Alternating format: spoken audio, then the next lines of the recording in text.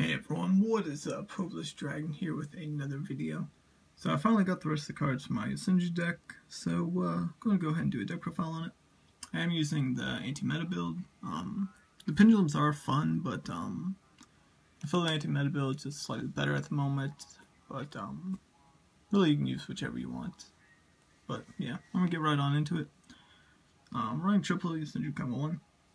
All the Yosenjus, well, all the main normal summonable level 4 ones, they share the effect where, with a normal summon, you can normal summon another Yosenju with a different name. And during the end phase, they return back to the hand if they were normal summoned. And also, each have an additional effect. Kama can return a face-up card when you control another Yosenju. Then, triple Yosenju Kama 2. Again, he's got the other two effects, but he can attack directly. This is different effect, I would guess you would say. Then you can boost him up with 2 Yugioh, so he can be 2800, so you can swing directly 1400, because if he does attack directly, the battle damage is halved. Then triple Yosenju Kama 3. Personally, my favorite of the Yosenjus, just because whenever another one of your Yosenjus inflict battle damage to your opponent, you get to search a Yosenju card, so you can either spell a trap or a monster. Then triple Yosenju 2 Yugioh. It doesn't get the additional normal summon like the others, but when it is on the field, you can target one of your Yosenjus and have it gain 1000 attack, so it's not too bad, or you can discard it to have them gain 1000. Then I am running 2 Yosenju Yosenju L. I know a lot of people don't really run this, but I run it because of Yosenju Secret Move, which is another card a lot of people don't run. This card's really good in my opinion. You can activate it in your pendulum zone, so then if your Yosenjus would be destroyed by battle or by a card effect, you can destroy it instead. Or you can normal summon it, it switches to defense when it's normal summoned, and your Yosenjus can't be targeted, which can also be very good. And it doesn't return, so it can be a little bit of a wall. And this card makes it so if you control a Yosenju card, which a lot of people think you have to control a Yosenju monster, and you can only use this during your turn. You can use this during your opponent's turn, if you have this card, which is why I run 3 of these, and 2 of this card, just because they work very well together in my opinion. And pretty much, it's Infernity Barrier. Well, it's got the same effect. If a spell trap or monster effect is activated, negate and destroy it. Pretty simple, pretty awesome.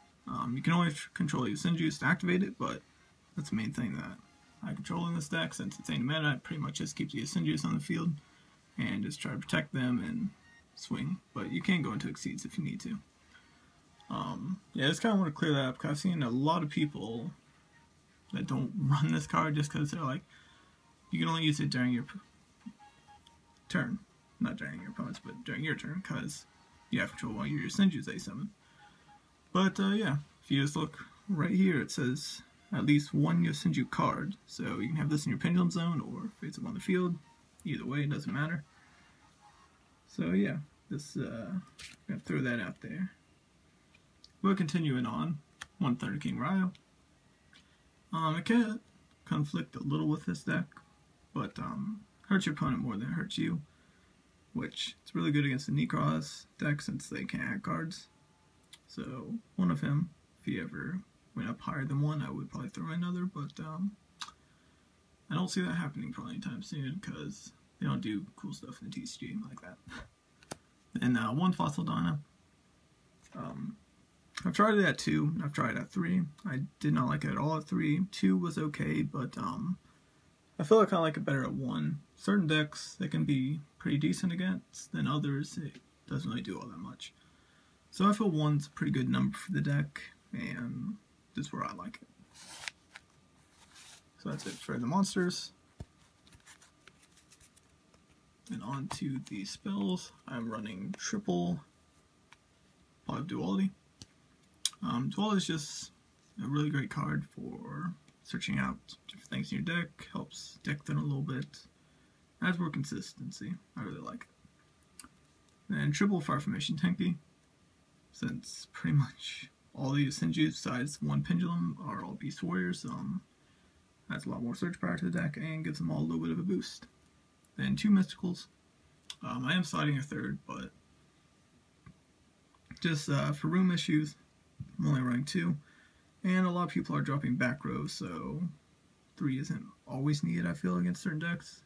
I mean, definitely if you're going to go up against Clifford, you want to slide in the other along with some other back row hate, but I mean, that's if you go up against. Then One-Dimensional Fissure, really like the card, good against certain decks. And 1 Regeki to end up the spells, just because lots of your Yosenjus, you can span the field pretty easily, so you can go Regeki, and if you have enough of them, kind of sometimes OTK your opponent, so it can be pretty decent. Then Triple Vanity's Emptiness works very well in this deck since all these Yosenjus they get their additional effect. It's a normal summon, not a special, so you can still span the field with Emptiness on there. Camera was starting to bug for a minute, but yeah, it seems good now. But yeah, like I said, you can spam all your Yosenjus and still have Emptiness on the field, which I find to be pretty awesome. And if you have Macrocosmos in this, even if something goes to the graveyard, you still get to keep it on the field, which is pretty nice since it's banished instead of going to the graveyard. Then 3 Yosenju secret moves. Like I said, I really enjoy this card. It's amazing in my opinion, but 2 each of their own. Then Double Mirror Force. Since all your guys are going to return to your hand during your end phase, you're going to need to protect yourself, so Double Mirror Force really helps out with that. 2 Fiendish Chains.